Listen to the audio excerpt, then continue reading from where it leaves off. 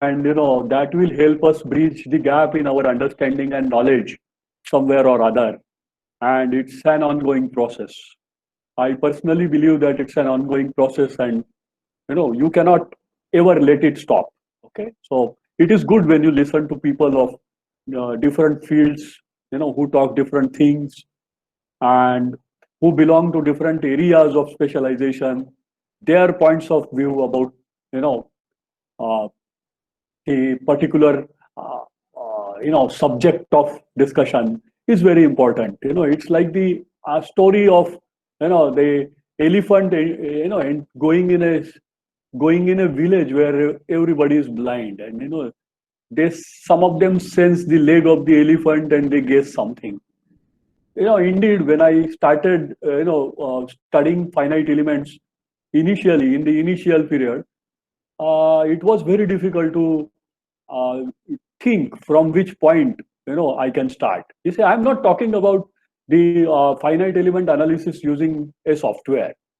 There are certain steps. A software will ask you to prepare model. You have to do some pre-processing, in pre-processing portion, and then give some material properties, mesh it, and then solve it. That's how things actually can be done. It can be done without much understanding of the finite elements. But if you want to, as Dr. Riker also was stressing and Professor Mighty also stressed, that as you know, if you want to carry out correct and meaningful analysis, it is important that you predict to some extent what the analysis is likely to tell you, or if you cannot, you must at least see some deformation patterns, strain patterns, or expect somewhere at certain location in the given domain the stress to be higher, and verify whether it is really coming out to be that. Without that kind of a judgment, I feel that doing finite element analysis is dangerous. Okay, because it's a numerical method. You give some numerical inputs to it, and it will give you some numerical outputs. Therefore, those numerical outputs, when post processed, will give you fantastic colorful plots. You don't have to be proud of those plots or happy with those plots, unless you are in a position to, in some sense, connect it with the physical situation, and really understand it from the physics point of view, or from the physical point of view. If that happens, then perhaps your analysis becomes more important. So I tell you that when I started learning, first of all, initially finite element method, it was very difficult to decide about one book. Somebody asked me a question, what can be the best book for finite element method, and then there is no unique answer, there is no magic answer, unfortunately. Okay, so yeah, in fact, if you refer to 2 3 popular books which are available in the market, you will come to know that everybody is trying to explain it in a different way than other, and therefore a first reader will really gets confused, and when he gets confused, he is likely to be repelled from the books. But that should not happen. You have to continue struggling, and then slowly you start connecting things, listen to people whenever there is opportunity, build your understanding, and then it becomes actually a joy. Okay, and then after that you sit down and carry out finite element analysis on a commercial software. You find that, it is actually coming because of that equation. This is where the shortcut in the algorithm is being used, and things like that realize, which is what is essential when we are teachers. Okay, we have to have more insight into the problem than our students, so that we can explain them beyond what they understand from the commercial softwares. And that's where teacher is unreplaceable in any teaching system. So we have to be always, morning I projected a slide and a quotation given by Mahatma Gandhi. He says that learn as if you are going to live forever. So just imagine that you are going to live your life forever, and how much knowledge you will need in order to live it successfully forever is something that you have to really take from the quote of on. Okay, so I think the number is not bad. There are 33 people still on the lower side, but how long can I wait? It is already 14:35. Because of that, I had little lower attendance in my last session also due to this problem. So just a minute, give me a minute. I'll just try to do something.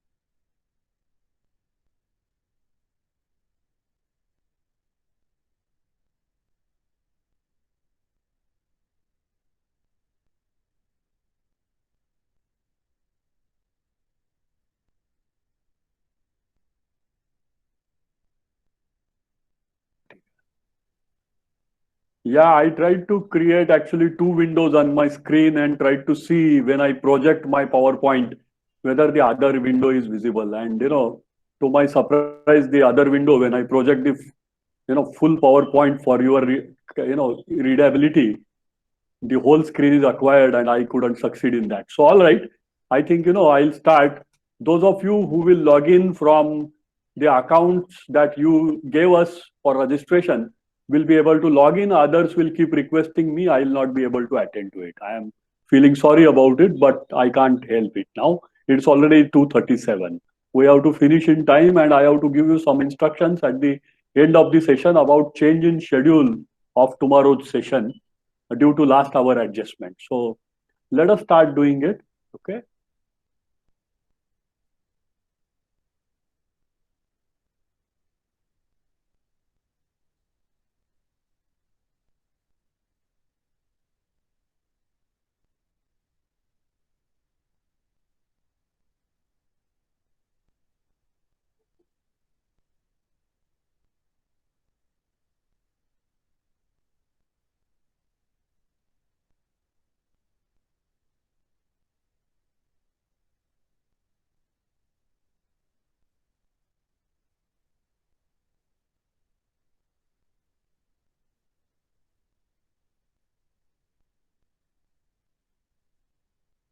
Yeah. Okay.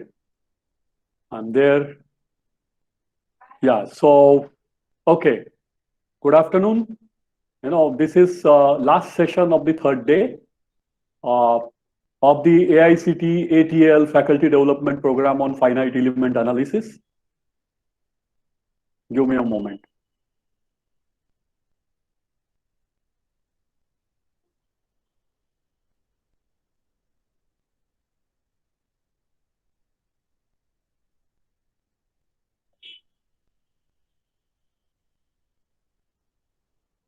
Yeah. So the recording has been already started by Professor Gajre, it seems. And so I don't have to worry about it. I was just thinking whether it is there or not. Yeah, so today I'm going to talk to you about 1D finite element analysis. Having heard details of how formulation of two-dimensional finite analysis can be done, having heard from me how one-dimensional finite element formulation can be done, in the first third session on the first day of the program, I am sure you are better off to receive the discussion in today's session from me. Wherever necessary, I will try to give due explanation. Wherever I can, refer my talk to the talk given by me earlier or by Professor Maiti in his earlier class, I will do that so that there will be some connection between what we have talked before and what I am going to discuss with you today. Okay, so with this brief introduction, I go ahead. Okay, so what is dynamic analysis? All of you know all of us have heard and know, and definitely have read at one point in time or other, that dynamic analysis is, a time dependent analysis. Okay.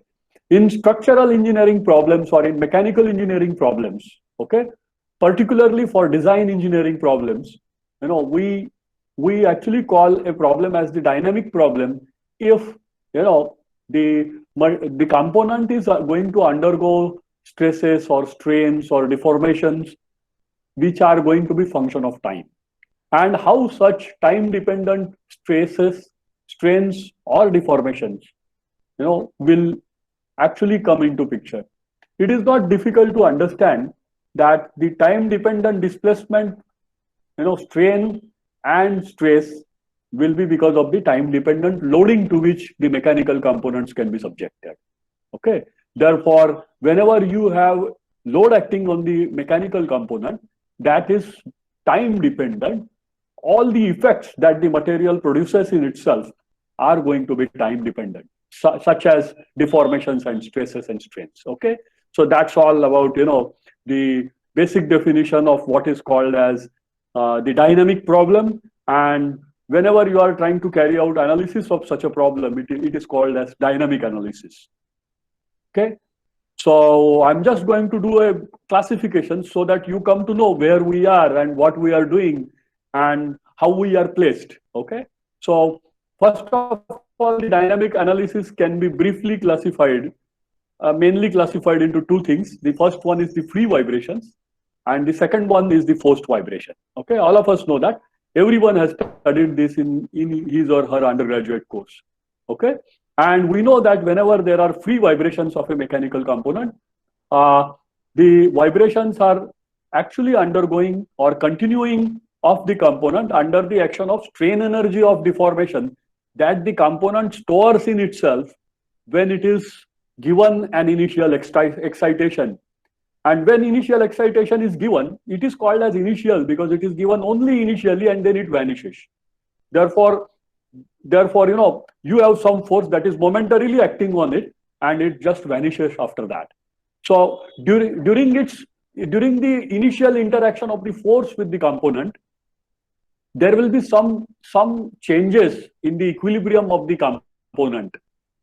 Like, it will deform.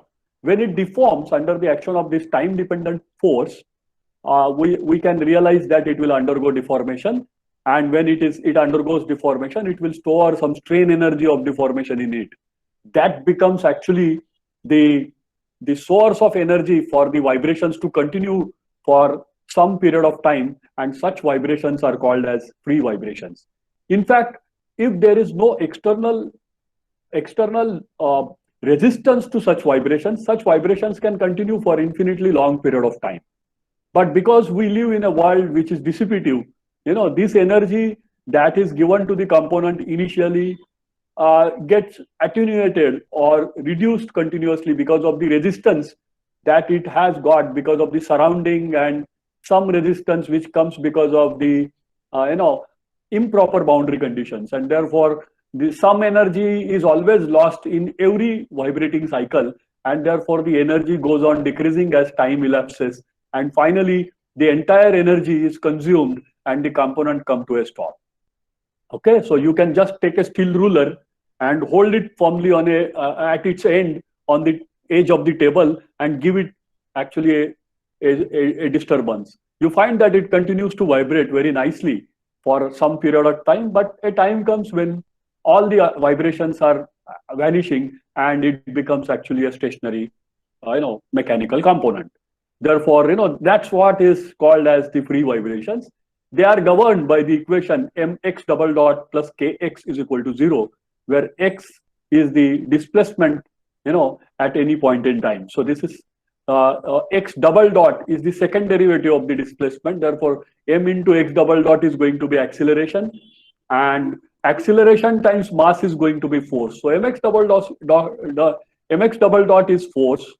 Then kx, k is the stiffness of the component. X is again the same displacement. Therefore, stiffness is load per unit deformation multiplied by deformation will give you actually again force. So see that, this is force equilibrium. what you are writing is essentially force equilibrium, and little reflection tells us that this equation, this governing differential equation of vibration for a free vibrations of a component essentially comes from applying Newton's second law, which we have all done in our undergraduate course before. Okay, instead of imagining only momentary excitation in the beginning, if the excitation is going to be continuously present on the component, and if the component is going to vibrate under the action of such continued excitation, okay, which is well defined, of course, then in that case the vibration problem can be solved. And since it is governed by, since the vibrations of the component are governed by the externally applying force, which is time dependent, Ft, as you can see on the right hand side in forced vibrations column, it becomes actually a forced vibration problem. So, the free vibration equation I have shown here without the damping coefficient, therefore Cx dot term is not there. But here, when you are actually trying to think about force vibration problems, in which the force F of t is going to be function of time and all the time acting on the component while it's undergoing mechanical vibrations, okay, you need to define the equation in more general sense with respect to the types of vibration that can come under forced vibrations category. And that's why Cx dot is included in this. It can be included in the free vibration definition of the governing differential equation also. Okay, so importantly to highlight that f of t is actually the forcing function or the externally acting disturbing force, which is function of time and generally cyclic in nature, because all the mechanical systems that we handle, they are going to perform operations cyclically. Okay, therefore assuming this force to be known to you as a function of time is not a very bad assumption, because generally it is known to you. In certain cases like earthquakes, or certain types of impacts, momentary impacts, such forcing function is not known to you, and in such case the problem becomes a very typical type of problem about which I'll tell you in the categorization. So forced vibration on the basis of certain parameters can be classified into three further varieties. The first is the frequency response analysis. The frequency response analysis is the one that is carried out under the action of a steady state sinusoidal excitation. Okay, so the f of t is going to be actually sinusoidal function of time, and assuming a forcing function to be sinusoidal function of time is not a very bad thing, because that most of the mechanical machines that we see around us, okay, they actually perform operations when they are driven by a prime mover, okay, which is rotary most of the times, and in almost all cases it is rotary. And because it is rotary, the disturbances because of such rotary unbalances can be very nicely and very, very closely modeled in the form of a sinusoidal function. And therefore, frequency analysis, which is performed by acting by considering f of t to be sinusoidal or harmonic in nature, is a very workable assumption. Okay, is a very workable way of finding out solution. Such analyses are actually called as harmonic analysis, because you are assuming that the external force is harmonic in nature. Okay, the structure in such problems is considered to be linear elastic structure. In other words, the deformations of the structure are assumed to be small. When the deformations are small, the stress that is caused in the component or in the structure because of these small deformations is going to keep the component within elastic limit, and therefore such analyses are defined or called as actually analysis which work within linear elastic range, and therefore such structures actually called as the linear elastic structures. Okay, for example, the rotating machinery, about which I have already talked. Okay, there are sometimes some responses which are going to be transient. Transient responses, actually transient response analysis is the one that is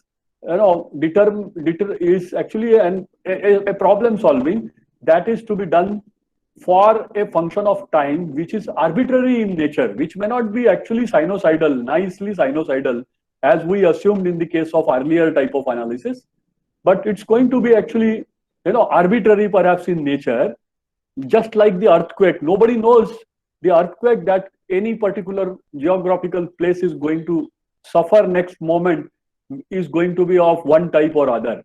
Therefore, it's going to be totally different than what it has occurred at any point in time in the past, which we have recorded. Okay. Therefore, it's arbitrary.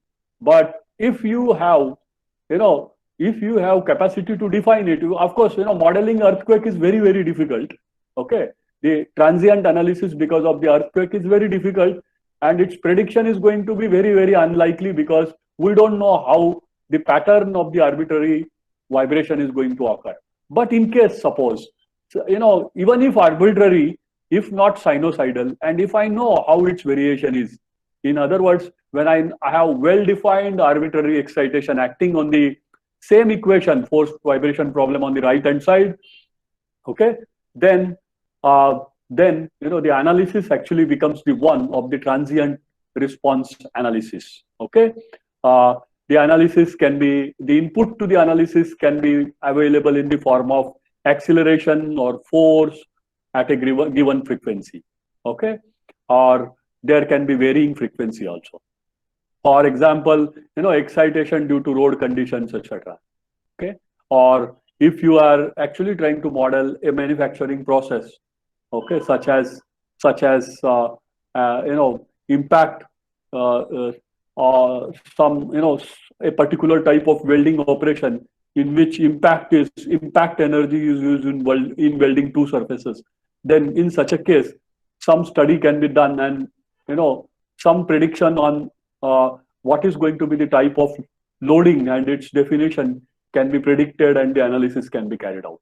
Or if I have some idea about the road conditions, if I somehow sense it in the beginning and then model it and then give it to the problem, it is possible for me to carry out the transient response analysis.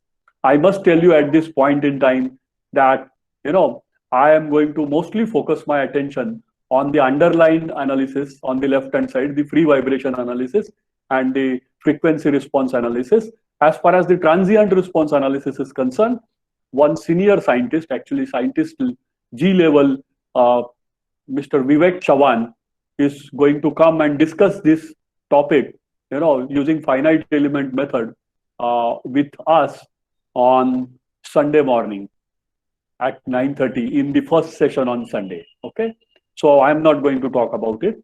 And lastly, there are random vibrations. Sometimes the vibrations are indeed random. If the randomness could be guessed or predicted, it would not remain random. Therefore, random is really random. Nobody can guess it. And therefore, such problems are very difficult to solve. Okay, so response of the system to the random vibrations is difficult to solve.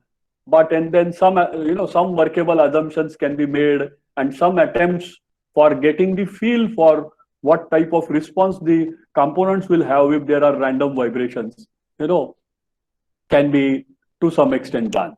So with this classification of the dynamic analysis types, we'll go ahead and see whether I can show you how to carry out free vibration analysis and frequency response analysis using a commercial software. Let me briefly tell you what are the types of dynamic analysis. There are two types of dynamic analysis problems.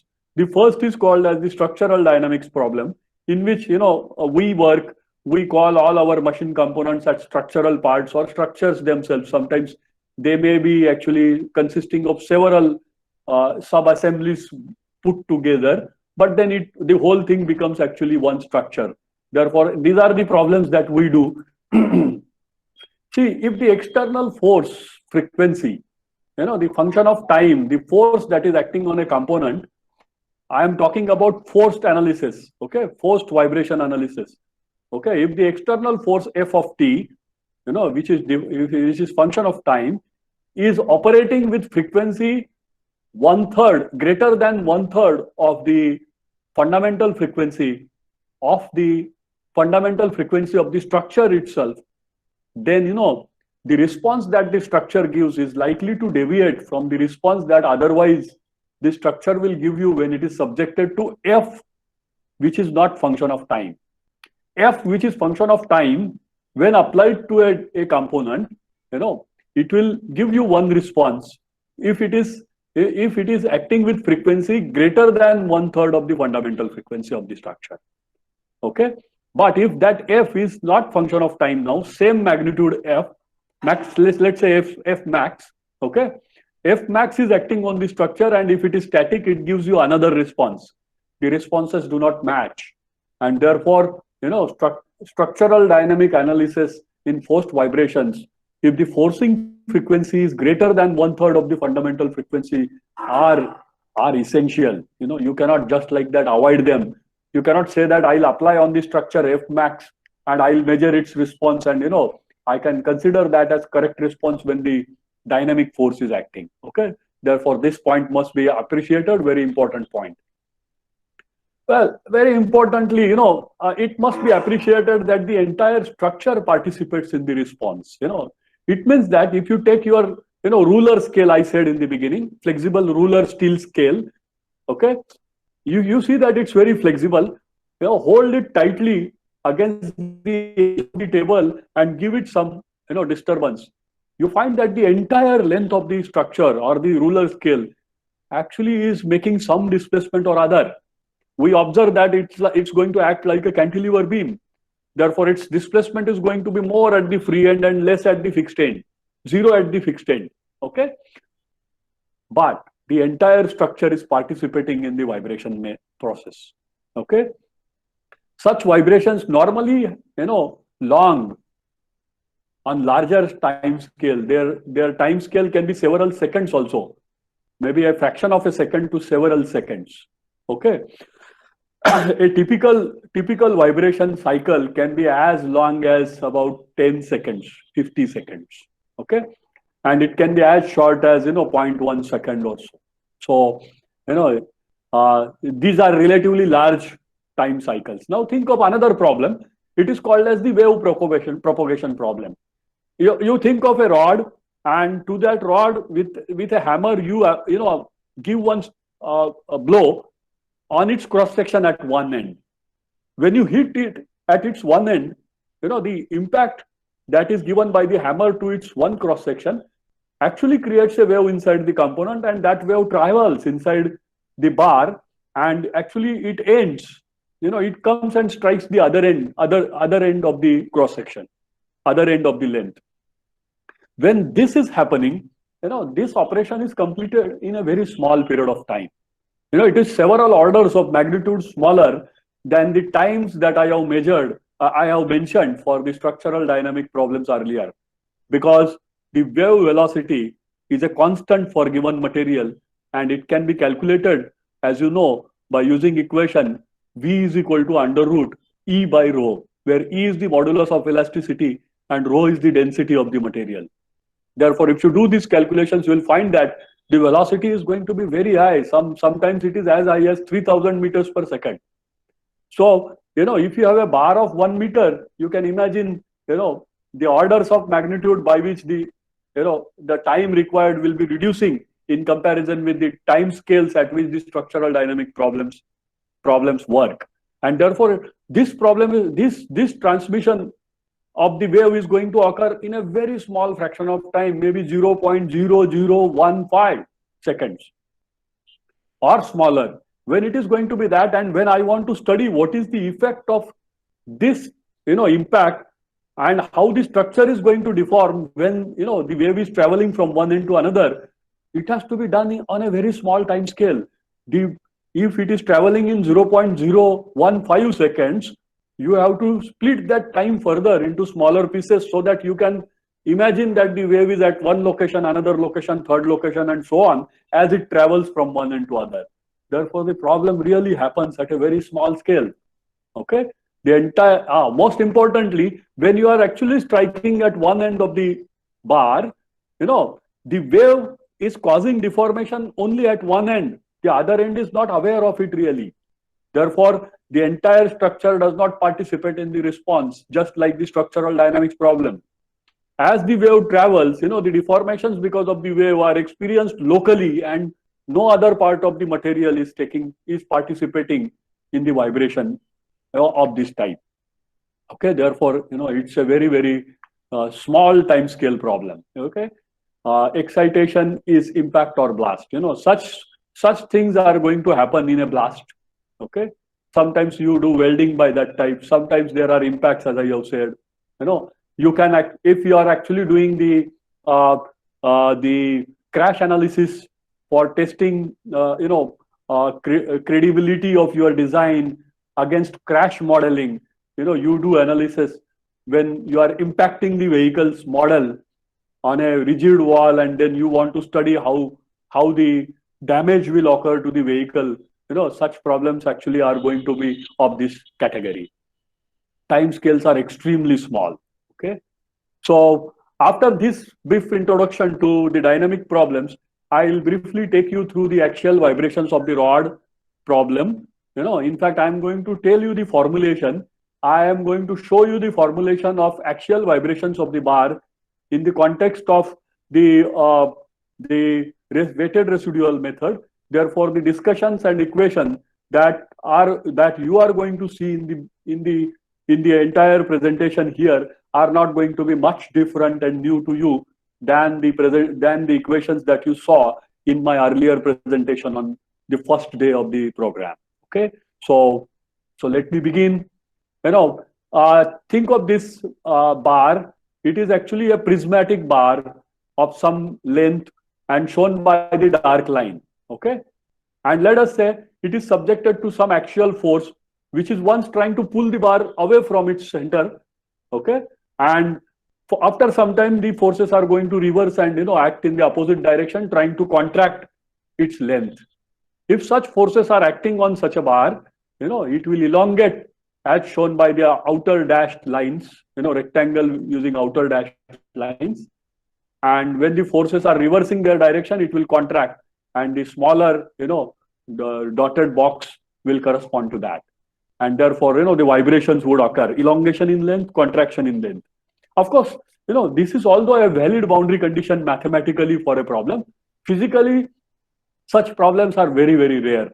Therefore, if you want to simplify this case, you can think of a cantilever beam which is fixed at one end and it is free at the other end. And imagine that you are applying a force that is trying to pull it, with respect, and it's a dynamic force. It is F of t, and that force is actually changing its sign from positive to negative with certain frequency. So it will cause elongation of the cantilever beam and contraction of the cantilever beam with respect to the fixed support. That's more a practical case, but nevertheless, this example is also not wrong. Okay, so let's begin with what is needed. Since we are learning the formulation using weighted residual method, Galerkin's weighted residual method, we are in need of the governing differential equation. In all standard text on vibration engineering, this governing differential equation is available, equation 1, and I have shown it to you in the last class also. Because the deformation is going to occur in the axial direction, the field variable or the solution of the problem, see what is a response? The response in a vibration problem is nothing but how the structure is going to deform under the action of the forces to which it is subjected. So in one-dimensional problem, the axial vibration problem is a one-dimensional problem because I do not expect any change in the cross-sectional direction. Okay, I expect any change that is to occur in the geometry only along the axis of the component, and therefore there is only one variable that this governing differential equation is trying to govern. Okay, through equation number 1, and that is the axial displacement u.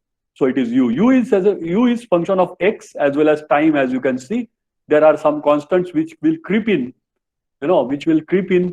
during the process of obtaining this governing differential equation. Okay, so what we are going to do is we are going to convert the equation in a form that becomes easy for us to do. So we are going to use the separation of variables method and we are going to assume, yeah, one important thing you must note here, that we are going to assume that the vibrations are going to be harmonic. Okay, harmonic. So they are going to be cyclic in nature, and they can be defined with a sinusoidal function. So if that is the case, in study of mechanical vibrations, we know that I can assume that U, which is function of space and time, can be defined as capital U in complex form. Okay, it can be also defined in terms of it's splitting in terms of spatial and time domain separately. But while discussing this case, since we are not interested in doing anything related to the separation of variables method, this will quickly take us to the final form of the equation. So I have used the complex representation of U of x of t. So it is going to be this magnitude function of time multiplied by the imaginary part that is defining the fluctuating nature of the U. Okay, so if I substitute this in the original differential equation, this is separation of variables method. Note that we are not doing that trial solution thing.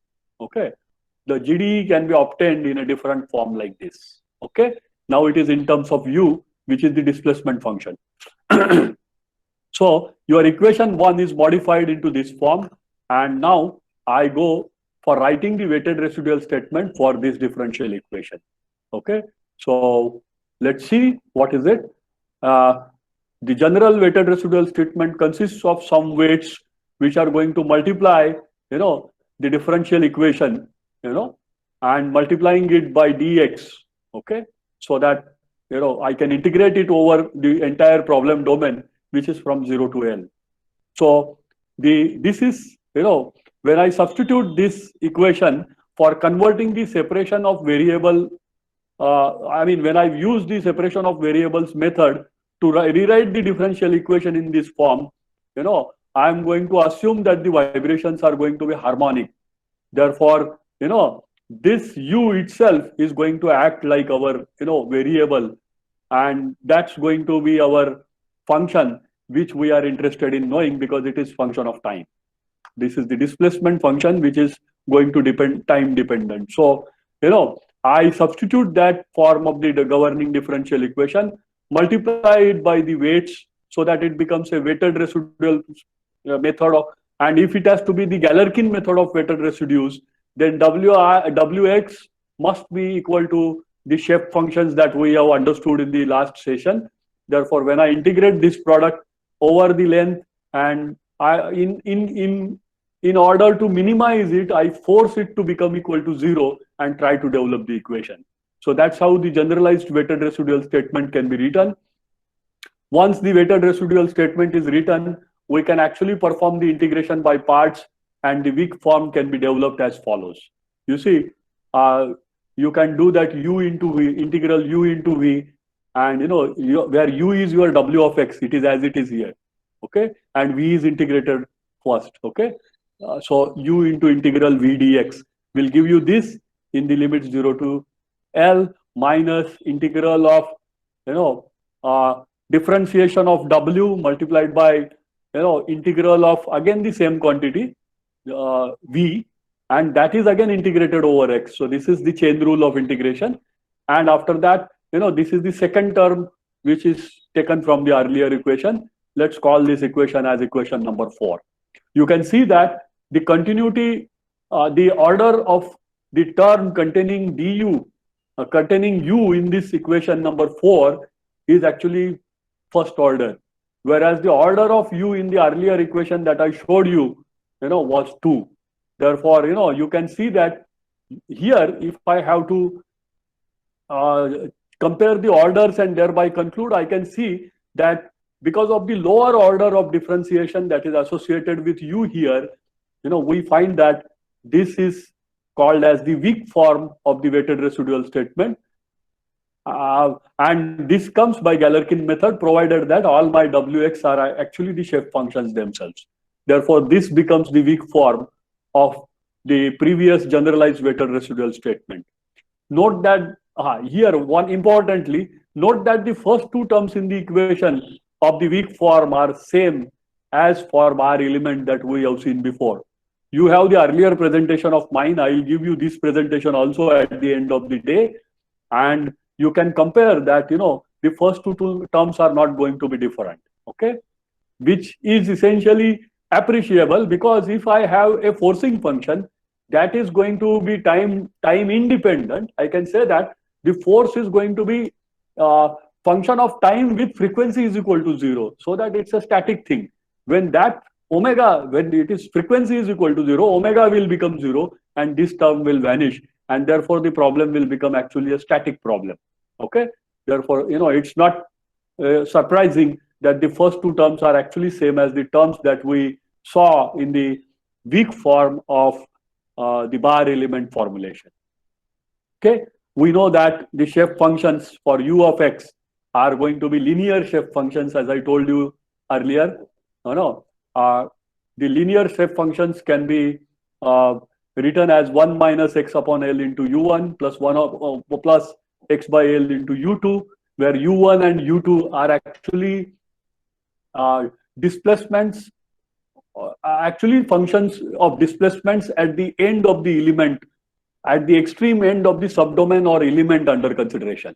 Okay, so what you are trying to do is you are trying to write your u of x as some coefficient multiplied by the values of the function at the extreme end of the domain.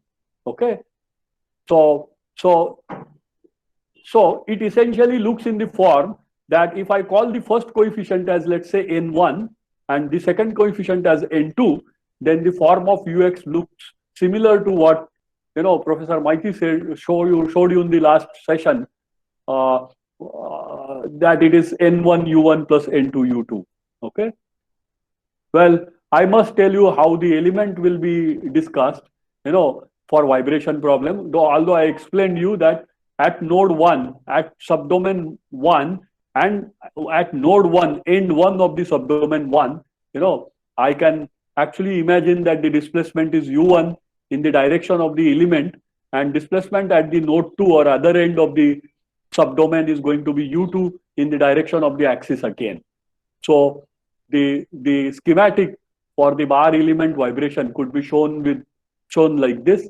Note that there are 2 degrees of freedom for this problem totally per element. This is the dynamic 1D dynamic finite element for modeling vibration problem, and it has got 1 degree of freedom per node, or totally 2 degrees of freedom. Okay, I am going to now show you how Galerkin's formulation can be realized. Although I said that Galerkin's formulation, it will become Galerkin, weak form by Galerkin's weighted residual method. Equation number 4 will become Galerkin's weighted residual weak form if and only if w of x are going to be the shape functions themselves, okay, or the coefficients of the values of the unknown at the extreme end of the subdomain. Okay, so these are the coefficients. So once I will take w of x is equal to 1 minus x by L, and next time I will take w of x is equal to x by L. So I will have 2 w of x in this case. So I will call it as w1x, as this first coefficient n1, and w2x as the second coefficient there. Okay, if I do that, I recognize them, written explicitly. Then I substitute them back into the equation. Okay, I substitute the value of du by dx also I calculate, dw by dx I calculate, w of x I know, and all knowns are substituted in equation number 4.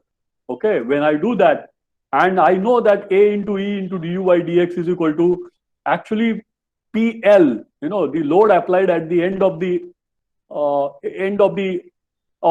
PT, it is PT, the time dependent force. If I substitute that, I find that the equation number 4 actually comes in this form, and it is said to be the Galerkin's weak form of the given governing differential equation.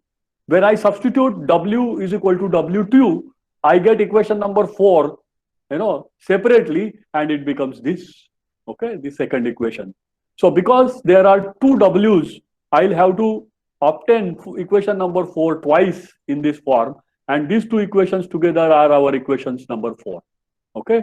Now these equations I am trying to write in the matrix form after evaluating the integrals. Please note that, you know, see, I have to evaluate this integral, and the second integral also with respect to x. But you can see that the terms containing x in all these are actually linear terms. Therefore, the integration is trivial, very simple.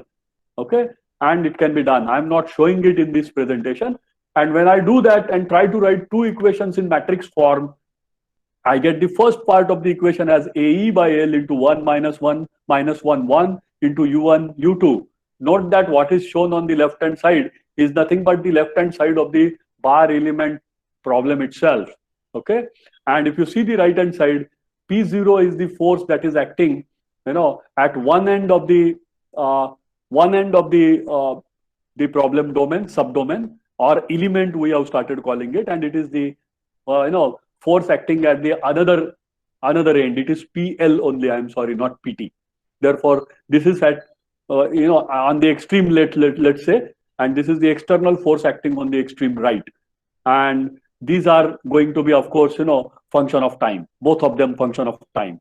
Okay, so this plus there is an additional term, containing this matrix 2 by 2 matrix multiplied by term rho AL square, rho AL omega square by 6 into U1 U2. So this additional thing actually comes into picture because of the vibrations of the problem. I am going to recognize the matrices, once for all, so that we start understanding the terminology of the dynamic finite element formulation. Okay, the left hand side 2 by 2 matrix with its multiplier is actually matrix giving the stiffnesses, because A by L is essentially going to be equivalent to the axial stiffness of the of the bar. Therefore, for this reason and the reasons that Professor Maiti explained you, this is going to be elemental stiffness matrix. And there is one more 2 by 2 matrix on the right hand side. Okay, this matrix is going to have, see what, rho is density multiplied by A into L. A into L is the volume. Volume multiplied by density is going to be mass. So these are the multipliers to this quantity, which is mass. That's why all the elements inside this matrix are going to essentially represent the mass of the structure. Okay, in finite element form. Therefore, this is for the element. Therefore, this is called as the elemental mass matrix. Therefore, in this dynamic problem, you do not have only elemental stiffness matrix, but you have elemental mass matrix also. Okay, equation 6 becomes actually this should have been numbered as equation number 6. Sorry, the number is not seen. I'll write it before I communicate to you the slides.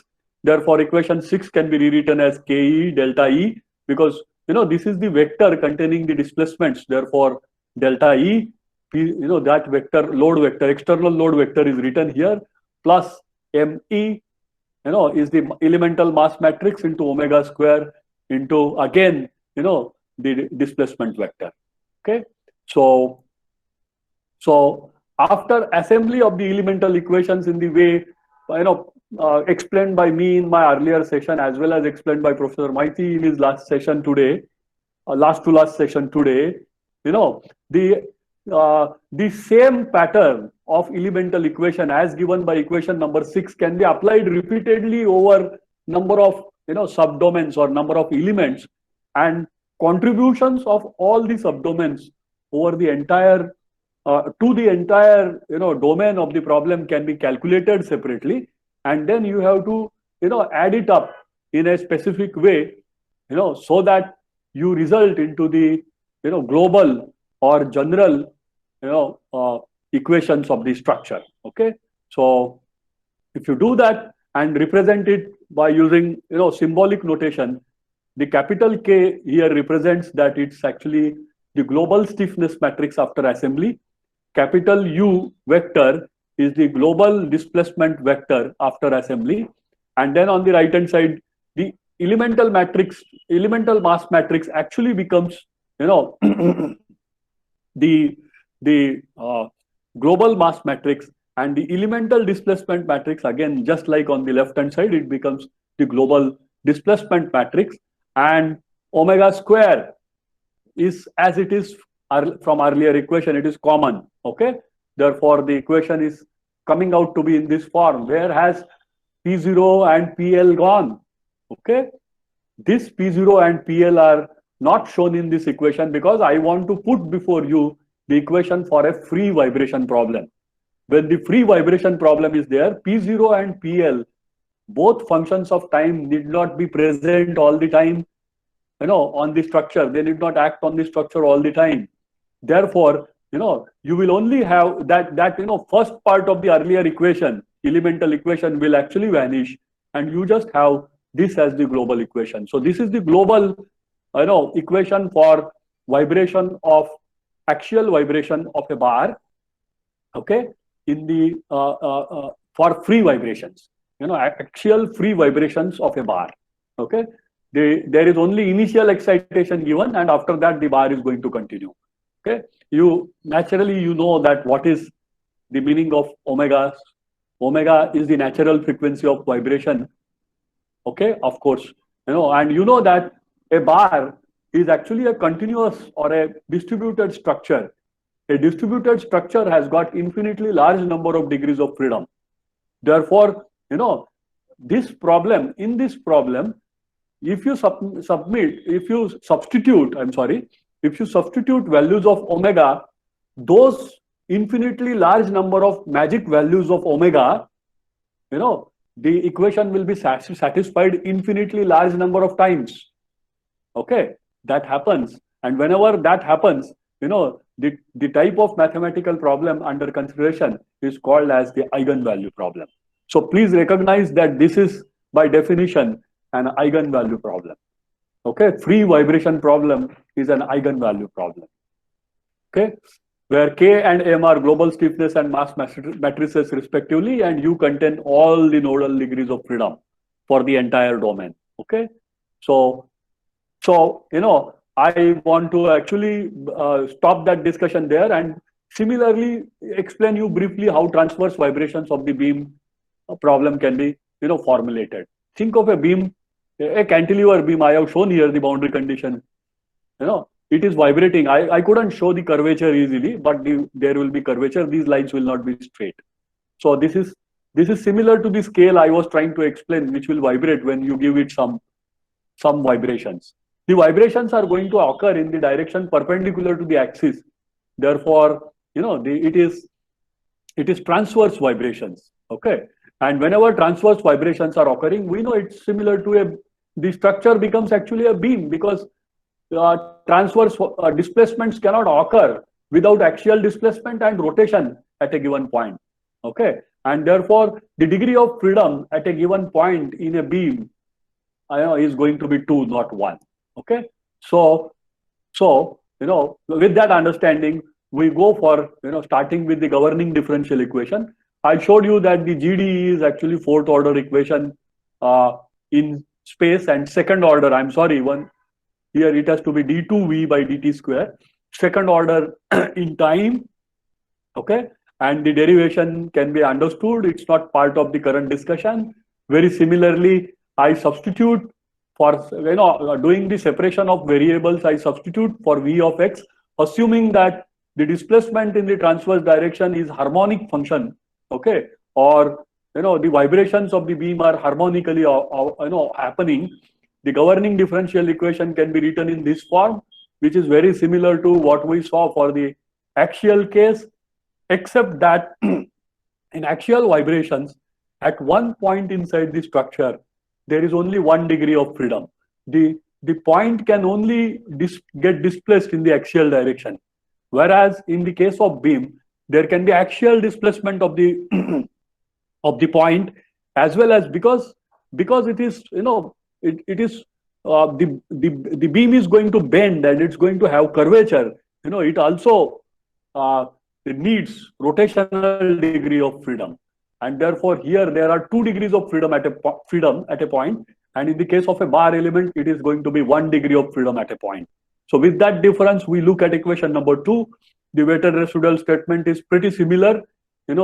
I have explained you how this has come. So With the same understanding, extremely similarly, I perform the double integration. I perform the integration by parts in the similar way. Our u is w of x and v is that a into e into d4 v by dx to the 4. Here it comes after integrating once. Therefore, the order is reduced by 1. Similarly, the double integration is performed here and the equation is written. And then in this case also, although I did not show you how the beam formulation looks like, in this case, if you remove the third term from this, formulation, the first two terms are going to be similar to the beam problem formulation. For, the similar explanation that is given for a bar problem, when subjected to static and dynamic loads is applicable here. And therefore, if the dynamic part is removed, if omega is set to 0, third term will vanish and the first two terms will actually give you the beam formulation problem. Okay, so see, again performing integration by parts, it's not over there. You see, there are actually terms which are still doable. So you are seeing that you are in the second integral, second term of the this in the earlier equation, double integration can be further performed. All other terms can be actually written at appropriate place. Okay, and then you find that this is equation number 4. I have put it in red color so that you don't get confused with this black color of the equation. It is not part of the equation. It is number. In a typical Euler-Bernoulli beam, a long beam, okay, we know that V of x is going to be n1 v1 plus n2 theta 1 plus n3 v2 plus n4 theta 2. Note that v1 and v2 are the transverse displacements which are going to occur at the nodal locations or at the extreme ends of the subdomain or the element, and theta 1 and theta 2 are corresponding nodal rotations, okay, which are essentially needed for causing, the bending to be possible, okay, or allowing the bending to happen. In this case, you can see that, okay, I'll go slightly behind. In this case, you can see that n1, n2, n3, and n4 are the coefficients, that are getting multiplied with the nodal values of the degrees of freedom that a point in beam element has, and their addition is going to give me the displacement at a point, okay, the response of the structure at a point. Okay, so that's the explanation. So these are v1 theta 1, v2 theta 2 are the nodal values of the displacement, the field variable, and n1, n2, n3, n4 are the coefficients, the shape functions. These shape functions can be obtained in a specific manner.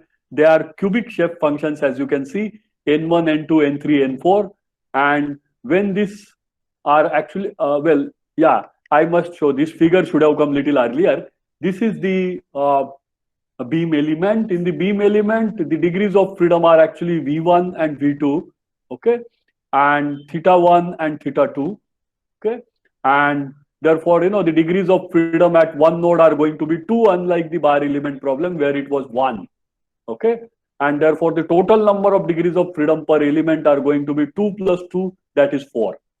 Okay, so with this knowledge of the shape functions, we will substitute the shape functions in equation number 4, and integrating we get the stiffness and mass matrices following the similar steps explained in the earlier problem, in this form, exactly similar form as before.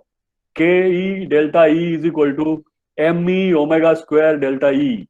Okay, Ke is the elemental stiffness matrix, delta E is the elemental displacement vector, Me is the elemental mass matrix, omega is the natural frequency of vibration, and delta again is the same as what it is on the left hand side.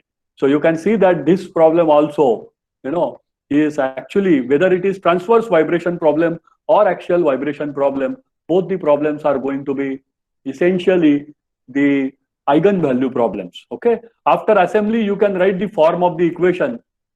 After writing, you can, after, assembly, you can write the equations in global form. But before that, I must tell you that when you substitute and, follow the procedure that is explained in first two lines on this slide, you end up with K, as actually a 4 by 4 matrix. And that's the stiffness matrix. Note that the terms, E into I essentially is common everywhere in all the terms of this K matrix. E into I is called as the flexural rigidity. Therefore, it is going to represent the flexural stiffness, of the element under consideration, or what is called as beam stiffness simply, not the bar stiffness. It is going to be beam stiffness. And if you come to this side, you will find that the terms are going to be equivalent to mass. Okay.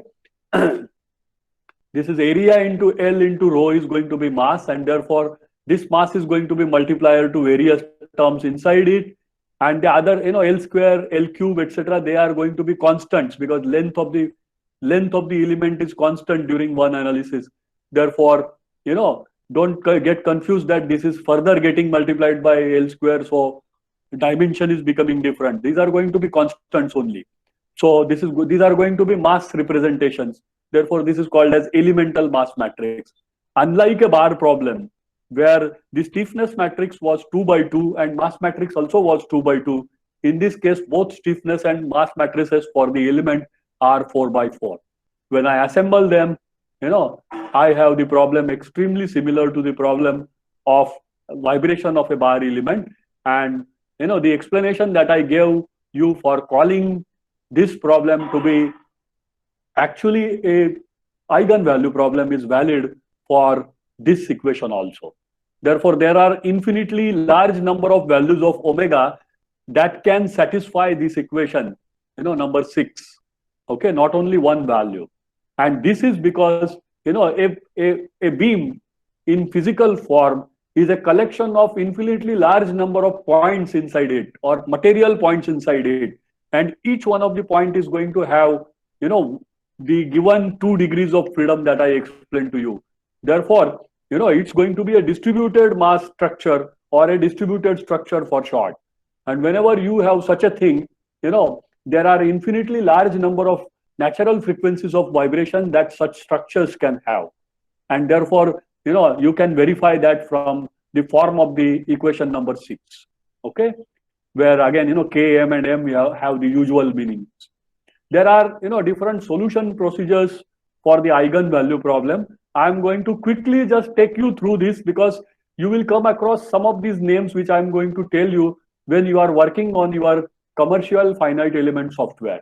So there are 3 groups of solution methods to an eigenvalue problem. Okay. So the first is actually the determinant based method. Okay. We'll talk about the determinant based method in the next slide. But before that, let me just enumerate and tell you that there are other methods also called transformation based method. Under transformation based method, we have, several methods available, such as Givens method, Householder's method, Jacobi method, and Lanczos method. These are the methods which come under this category. Vector iteration based methods are also there, which can be used for solving the eigenvalue problems. Okay. And they are subspace iteration method, simultaneous iteration scheme, Graham-Schmidt, deflation methods, etc. So these various schemes can be thought of, which are coming under category 2 and 3 for solving the eigenvalue problem in addition to the determinant based method. But, why? I'll explain you in the next slide. Okay. Why that we are trying to do. So before that, let me explain you how the determinant based method works. It actually rewrites the problem exactly, in the same way as we solve the, problem in our numerical methods class in undergraduate, or some of you in your postgraduate for finding out the, the eigenvectors and eigenvalues. Okay. So eigenvalues are nothing but the natural frequencies of a given problem. and eigenvectors are nothing but the mode shapes, as all mechanical engineers know. So this omega is going to essentially represent the natural frequency. Okay, so you write the problem in this form, which is possible. Then you write it in this form. I is the identity matrix. A is the coefficient matrix. Once you do that, it is possible for you to write the determinant of A minus lambda I and set it to 0. Okay, when you are trying to do that, there are infinitely large number of values of lambda or omega square that lambda contains, which will satisfy this equation. So what generally we do in solving this equation is what follows. With a trial solution for lambda, equation number 1 can be solved iteratively. Okay, by suitably monitoring the sign change of the value of the determinant, we can obtain the required value of lambda. So for that, what is done generally is, what I do is I plot on the y-axis. Okay, I write a program. Let's say generally I ask this program to my MTech students to write in their laboratory. So if some of my MTech students are listening, this is known to them. Okay, I write all the values of the. I define A. I is of course identity matrix, and then I write a program for evaluating the left hand side. Okay, and the evaluated values on the left hand side, I write on the y. I represent on the y-axis. So there I write the determinant values. Okay, I write here the determinant values. Let's say first value is like this, second is this, third is this, fourth is this. Each value I get after substituting one value of lambda, in this equation here. One value of lambda, if I substitute on the left hand side there, I get one value of the determinant.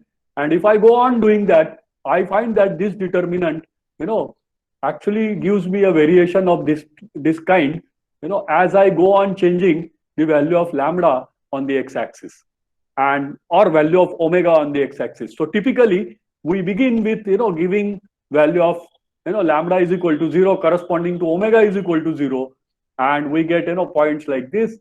If you join all these points, with a smooth line, you get a curve like this.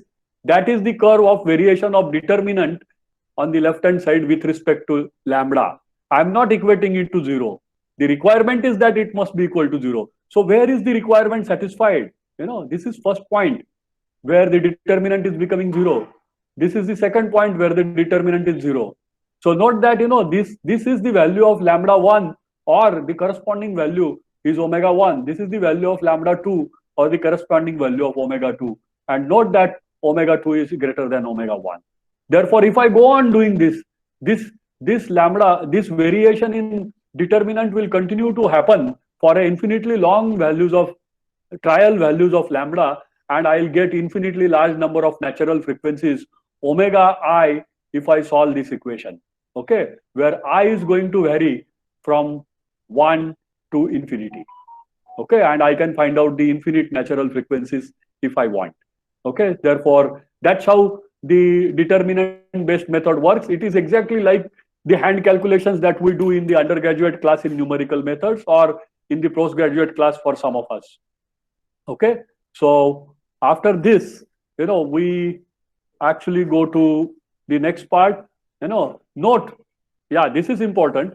Note, for evaluation of n by n size determinant, in the process that I explained here, if you want to solve the problem for n by n size determinant, the floating point operations, number of operations that the computer will have to perform are going to be n cube. So imagine if your determinant for a single element is actually going to be of the size 4 by 4. If you have 1000 such elements used in your vibration problem, imagine the size of your determinant. It's going to be huge. It could be 300 by 300 or 500 by 500. And then in that case, the number of operations for calculating, doing one operation, one floating point operation, one multiplication or one subtraction are going to be n cube, huge number of operations. And because of this, the determinant based method is generally not very popular in commercial software. That's why they use the other two, methods which are computationally more efficient for, doing our calculation. So with this, comment on determinant based method, but following the idea of how the natural frequencies can be found out for its infinitely large number of values, by evaluating the determinant a minus lambda I, okay, can be understood from this simple, methodology. So after this, I'm going to, take you to the next slide. I'll just show you that, I have decided I have about 20 minutes now. So I have decided that I'll show you at least one analysis using a commercial software. In this case, I'm going to use ANSYS because, we have licensed copy of ANSYS in our lab at VJTI, in the CAD/CAM lab of VJTI. We have several, copies of it. But however, one can also do the same analysis by downloading the educational version, where there is small limitation on the number of, nodes that you can use. But for the, you will realize soon that for the analysis that I'm going to show in the form of a demo, you will need hardly, 200 nodes for solving the problem. I recently heard that they allow as many as some, 7,000 or 8,000 nodes in the students version or the academic version, which is freely available and downloadable. Okay, therefore you can use that analysis. I have decided to use a prismatic bar, okay, of size 30 by 50 mm cross section, and it's going to be 1 meter long, so 1000 millimeters long. Okay, it's going to have the cantilever type of boundary conditions. The material properties are going to be modulus of elasticity 200 gigapascal. The Poisson's ratio is going to be 0.3. This is what I'm going to choose for my material. While making the solid model, I'm going to use a 3D, element. This name is actually pertaining to ANSYS. The same element could be, available in other commercial software with other name. So this is the software specific name, Solid 186. It's a 20-noded brick element. Okay, it's a brick element. Its shape is like a brick. So, for three-dimensional analysis, you can think of, a brick like this.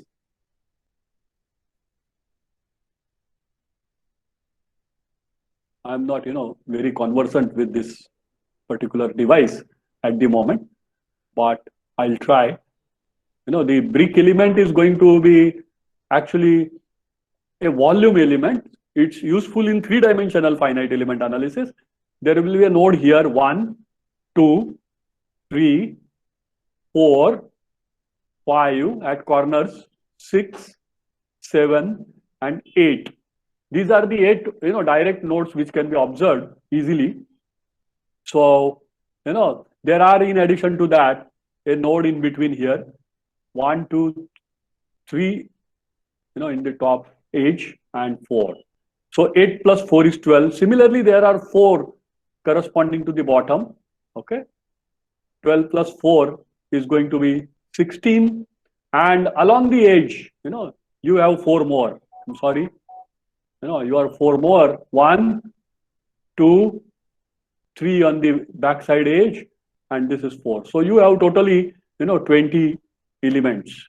Okay, I'm sorry, 20 nodes, and you can see that between the, key points, let's say 1 and 2 or 1 and 4 here on this side, you have 1 more element. Therefore, you can imagine that the variation along this edge is going to be quadratic. So this is a quadratic element. Okay, and it's an element that's going to occupy volume in space. Therefore, it's an element which is used for three-dimensional finite element analysis. I can show you the analysis demo in one-dimensional also, but it is not going to be as interesting as it will be when I do it in 3 dimensions. So I have decided that I will do it in 3-dimensional geometry only. Okay, so after this, we go to the next, the analysis using the software. There are 2 types of analysis which can be used using the software. The first analysis is actually called as the model analysis, which can be used only for obtaining the natural frequencies of vibration for a given structure. you have to create the solid model of this or the geometry of the structure under consideration, apply the boundary conditions that the physical structure has when it is performing its job, and then you have to just ask the software that do model analysis, and then you don't have to give excitation to it. It understands and does that similar thing to what I explained in the matrix based method, and gives you the natural frequency. Okay, and it gives you the mode shapes also. Okay, therefore that is a simple analysis. We carry out this, my students carry out this analysis left and right. I am sure all of you, most of you must be doing it very, very regularly, because it's very, very simple to do. But one thing is that this analysis can only give you the natural frequencies.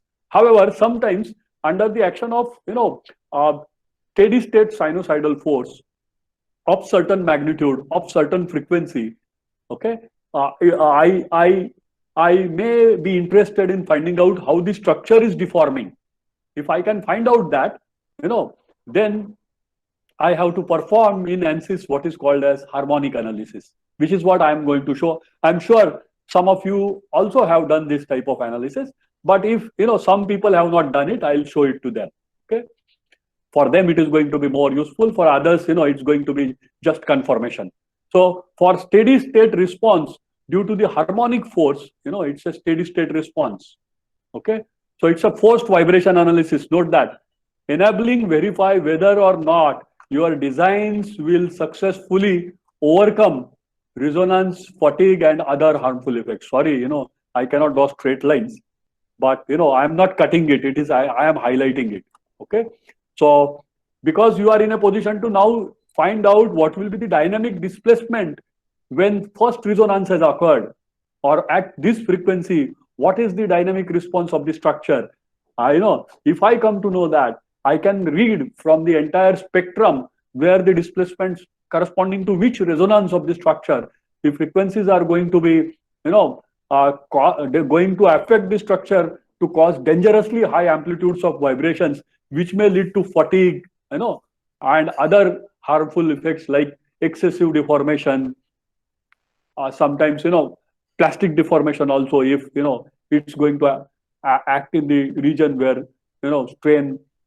strain is more. Therefore it's going to give you a lot of insight into the problem. So let us go for doing that analysis. So after that, I'm going to take you to the demonstration. So for a moment, I'll just stop sharing this presentation, and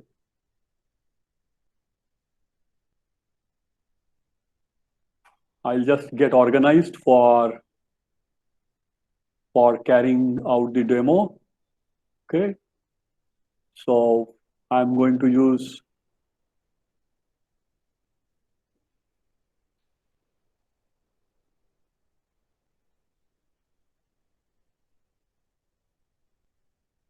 give me a minute. I'll project my screen shortly.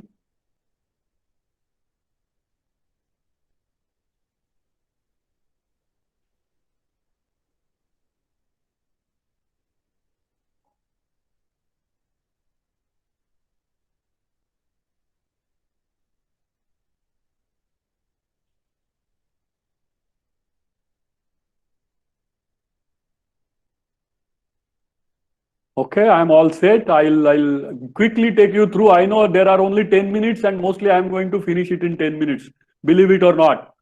Okay, so it's going to be as simple as that. That's what I want all of you to realize, and it can give me such an important information about the problem at hand, which is very, very appreciable. Okay, so I present a window, and it is going to be actually, this window. Okay, share, I'm sharing it.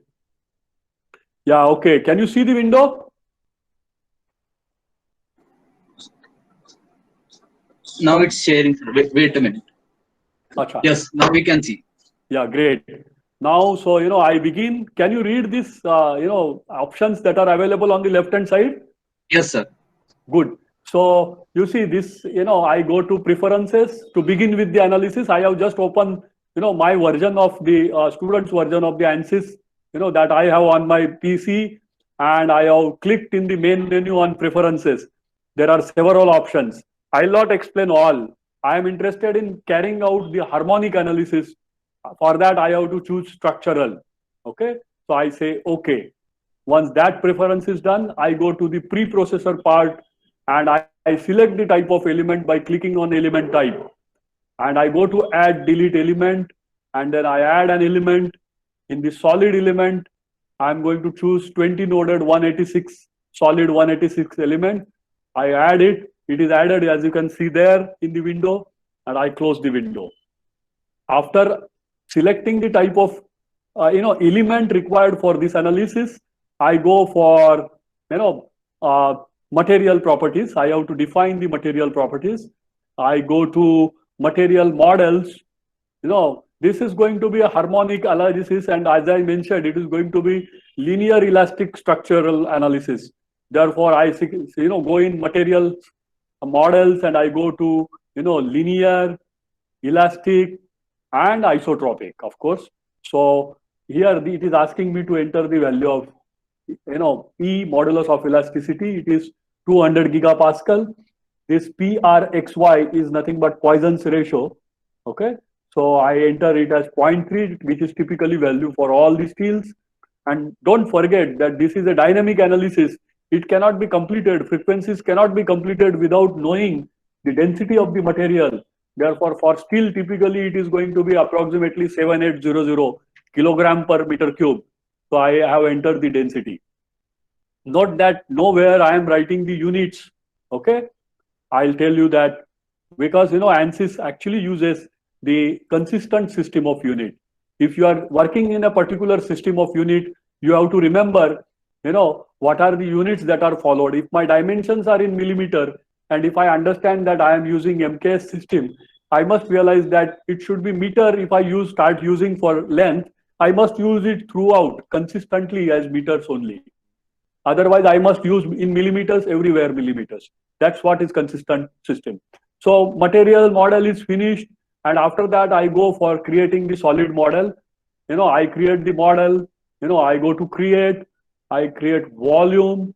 I create volume. By block. Let's say there are multiple ways this solid model can be created because it is simple. You give it by dimensions. Now I have to write here dimensions x1, x2 of the cross section. You see how I am writing it. It is 30 millimeter wide, 50 millimeter deep.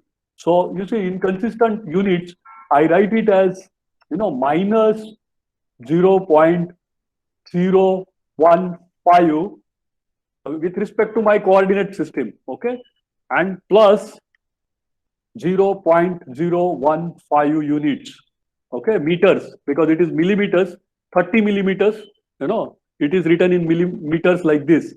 Similarly, I am going to write this, depth along y direction, okay, as minus 0.025 and plus 0.025.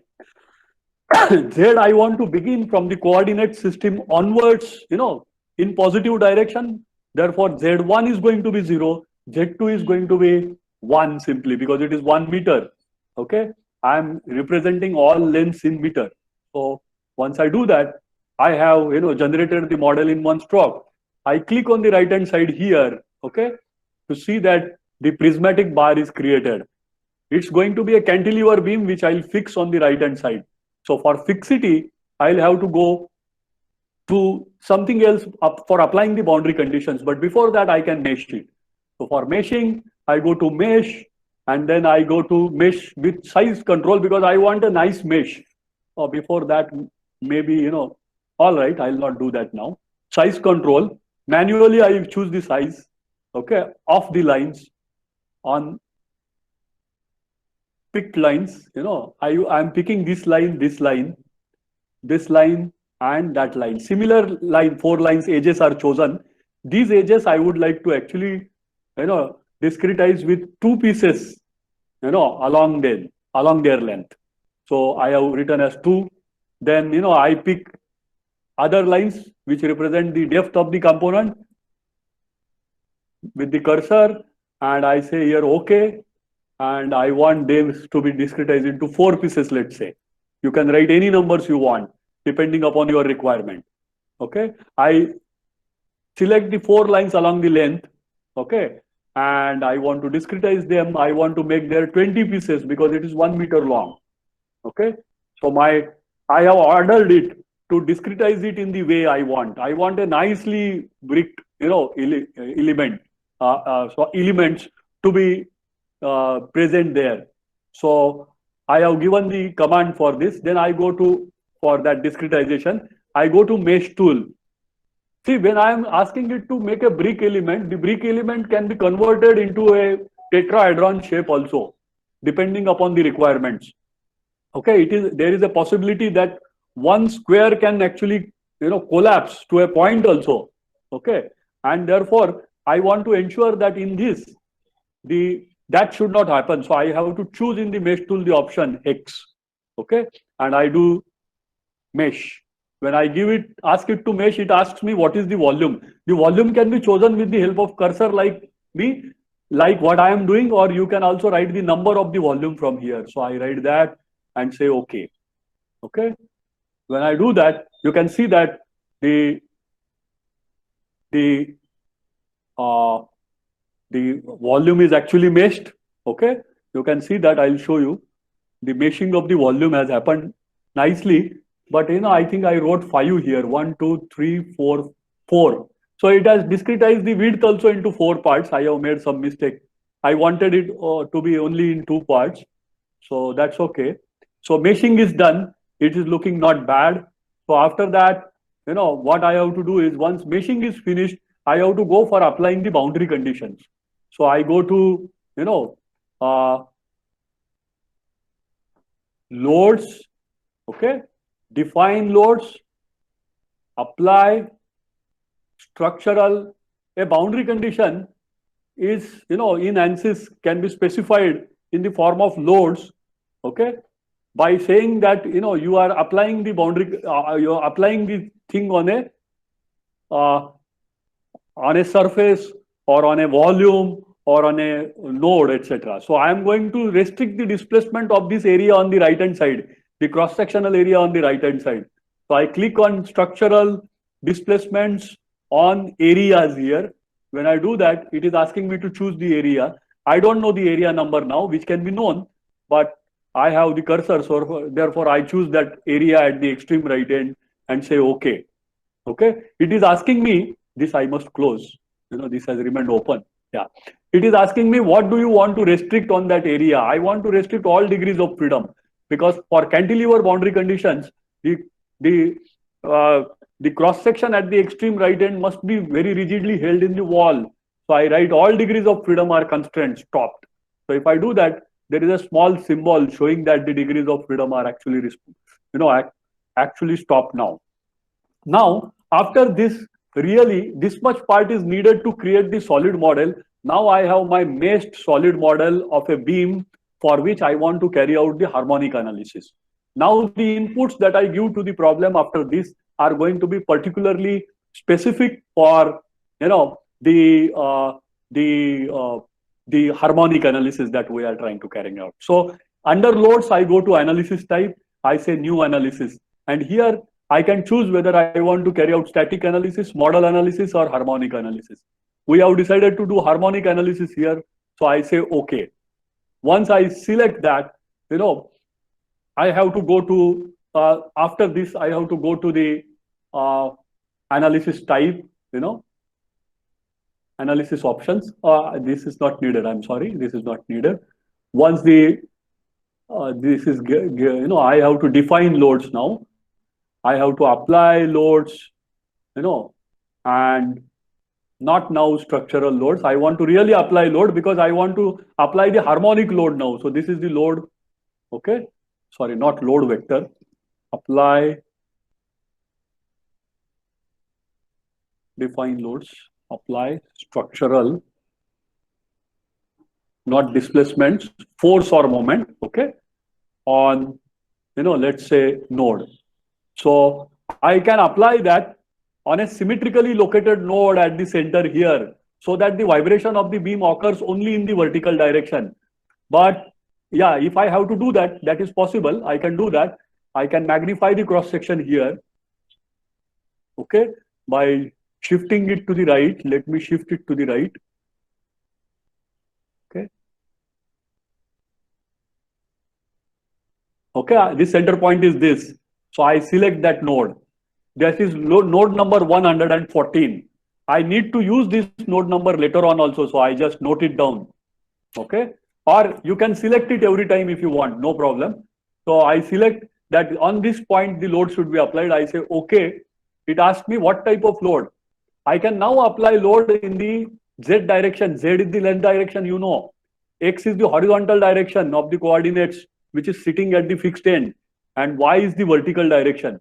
I want to apply the transverse. I want to imagine the transverse vibration, so I can make this option Fy.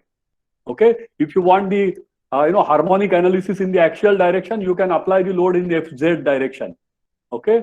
How much load you want to apply? So from your analysis, you will know how much dynamic load is going to get applied, on this structure, and it is 10 Newton, let us say, and let's say the load is acting in the downward direction. So I show that, it is minus 10 for that reason. You can see this arrow, the load is applied now. Once this load is applied there, now you are done with the preprocessor part. Now you have to go to the solution part. In the solution part, you have to go to load step options. In the load step options, you go to the time frequency option, and then you go to this frequency and substeps, because you have to define what is the forcing function's frequency. Okay, that is that is not really required, but I have to now tell the software for what range it is supposed to do the analysis. So I for that I do this.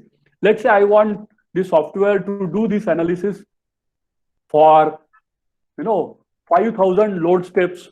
Sorry, to reduce the time of computation. Let's say 400 load steps. Okay, and I want the number of substeps to be equal to 400, so that it will in this range. See, this is harmonic frequency range. It will actually do the analysis over the range of 0 to 400 hertz, and I am going to give actually the number of substeps as 400, so that corresponding to a frequency with the step of 1 hertz, it will perform the analysis when the input is given in the step manner. So I have clicked on step and said okay. So with this, I have given all necessary information for carrying out this harmonic analysis. Okay, and after this, I can go to the solve option and ask it to solve the current LS. Okay, load step. You can verify what you have asked it to do. Harmonic analysis. Symmetric is ठीक है. 0 to 400 is the frequency of the range, harmonic analysis, or the range of the analysis. There will be 400 steps. So each step will be done, load step will be done at one frequency, in the step of 1 hertz. Okay, and then other options, they are looking okay. So after confirming that, I ask it to do the analysis. So the computer is taking some time. I'll need 2 more minutes before I conclude. Okay, it's already 16:03, so already 4:04. So give me a couple of more minutes. It is doing the calculations now.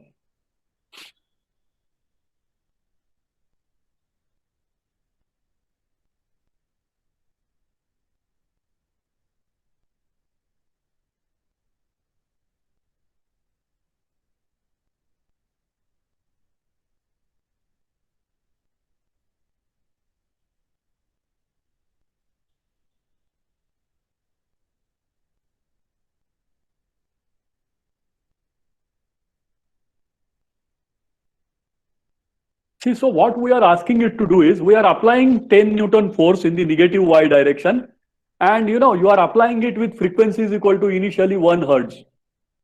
Then this is one step. Then your second step is, you are applying the same minus 10 Newton force, okay, in the y direction with 2 hertz, then 3 hertz, then 4 hertz.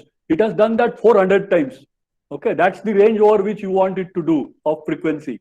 And it will do it with actually 400 times, so that there will be 400 steps. So you can see that the solution is done.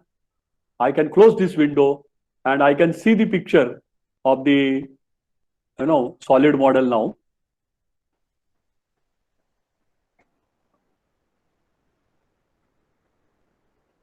Okay, let me show it to you. There is some change after the analysis is done, as the analysis shows, because it actually shows the effect on the end of the cross section because of the reactions that it has to undergo. So some change analysis is done. If I want to now see the results, I have to go to the post processor. For this analysis, harmonic analysis, I have to go to the time history post processor. In the time history processor, I have to go to add data. Okay, so I add data. What do I want? What do I want to know? I want the stress solution, strain solution, or degree of freedom solution. Let's say I want degree of freedom solution. And since I am trying to imagine the analysis in the y direction, I write that it is y component of displacement and say okay. Okay, it is asking me to choose the node, node of the data. At what node you want the analysis. Okay, I can push this aside and choose the node again, but I have noted down the node number, so I don't have to choose it using my cursor, because it's a very small geometry. I may make a mistake and choose some other node behind it also, which I will never come to know. So I choose this as 114, which I had noted down earlier, and you can see that it has created a file here that contains the information, the solution to the problem. I open that by going to the list data option. If I go to the list data option, you can see that it gives me the frequency that is increased in steps of the same force 10 Newton, okay, acting in negative y direction. And the amplitude in meter, you see it has got some multiplier for sure. It's going to 10 to the -3 or -4. I'll show you that. You can see that, the amplitude is changing continuously for each load step. Yeah, here somewhere it is becoming 10 to the -2, -1. Okay. And so on for 400 steps, the information is available. So if I want it, and of course, there is a phase also given. Phase is also there. You see, phase is 0 somewhere. It is 1 somewhere. The phase diagram, if you have learned mechanical vibrations, that at resonance, the phase changes. Okay. So from 0 to 180, therefore the resonance, the first natural frequency, this is first phase change is occurring, let's say here. Okay. So this is the first natural frequency. I have a doubt the phase is changing in between also. Therefore the analysis has undergone some problem because of my wrong choice of the node. I'll tell you that. But I can see these results graphically also. Go to this, plot data and close this window. You can see that, these are the frequencies in the linear scale. I can change the scale, go to plot control, so that I see it better. I go to, after in plot controls, I go to nodal solutions. I am going to style, yeah, style. In style, I have to go to graphs, and in graphs, I go to modify axis. Yes, there I am. Yeah, this y-axis is linear here. If you have used the fast Fourier transformer, in laboratory, you know that generally the y scale is logarithmic. Okay, therefore I make it logarithmic so that I get a similar plot to that what I get if I actually measure it in laboratory, and I just say. So you see this. Now see here, I should have actually seen, very clear peaks like this, one, and some peak at certain distance here, and maybe 2 peaks I should have seen. I am seeing here multiple number of peaks, indicating that there are, multiple responses. So forget about why there have come more number of responses than what should have come. You must understand that, corresponding to this frequency between 200 to 240, somewhere here, okay, say 220, you can know that the displacement or the response is going to be maximum. The value of U is going to be maximum here, V, okay? And it is of the order of 1.0 into 10 to the plus 2, okay? So you can see that, and if there is some other peak bigger than that, you would like to note that value, because as a designer, you are interested in finding out the highest value of response. Highest value of response essentially corresponds to highest value of deformation, which is what we as designers are looking for, because large deformations can create a lot of problems in our system. Okay, so that's how this plot can be studied. If you nicely, what changes if you do, wait a minute, you can actually,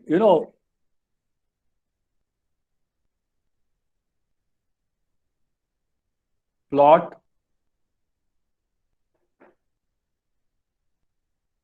element. I'll plot the problem again, the model again.